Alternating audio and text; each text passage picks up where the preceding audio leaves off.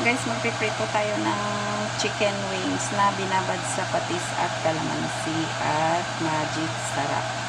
So, mainit na yung mantika ko. Lagyan natin ng kunting harina, guys. Yan. Any kind of harina. Huwag lang cornstarch. So, lagyan natin ng kunting harina para kung may tubig man ang ating piprito, hindi tatasik sa mukha natin. So, ito nababad na mga 2 hours. Ayan, sumusik na siya, guys. Pero hindi talaga ganun. Dagdagan ko pa ng harina. Hindi talaga ganun katasik, guys, sa walang harina. So, yan. Hindi gaanong ka-risky. Kahit deep fry yan. Kumakamay ko na lang kasi namadali tayo.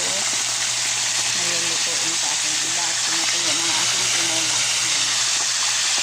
Yan ang gagawin. So, ano lang yung kakain dito. Arito. I-try natin yan. Hanggang sa maluto. Ang chicken wings. Hindi mo siya pwedeng lagyan ng harina, guys. Kasi ang daming patis nito. So, ang patis na neutralize na lang dyan sa mantika. Binabad yan sa 1 cup na patis at saka kalamansi na mga 10 piraso. Tapos magic sarap. So, yan. So, at first, magtatalsikan siya dahil sa patis na binabad at saka yung kalamansi. So, may tira pa. Hindi ko na iubos guys kasi may tinola pa. Tapos, meron pa itong spare ribs. Ayan o. So, sobrang dami na.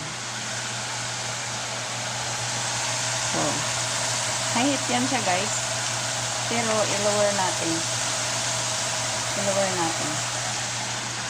Kasi, ang manok, kapag malakas ang apoy, hindi naluluto ang dugo. Naluluto ang balat pero ang dugo at saka yung loob hindi. So, hinaan lang natin. Tapos, i-refry natin ito pag oras na ng kain para crispy. So, yung recipe na to ay formulated by Congresswoman J. Lacson. Salamat, Ma'am J. sa recipe na to. Masarap siya, guys. I-try nyo. So, si Congresswoman J. Lacson ay taga Malabon. So, recipe niya to. Siya ang nag-invento ng recipe niya.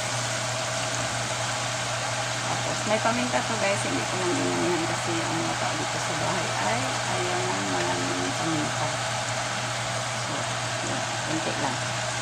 Pero mas masarap to pag marami talagang paminta. So, hinaan na natin ang apoy kasi iwanan ko siya.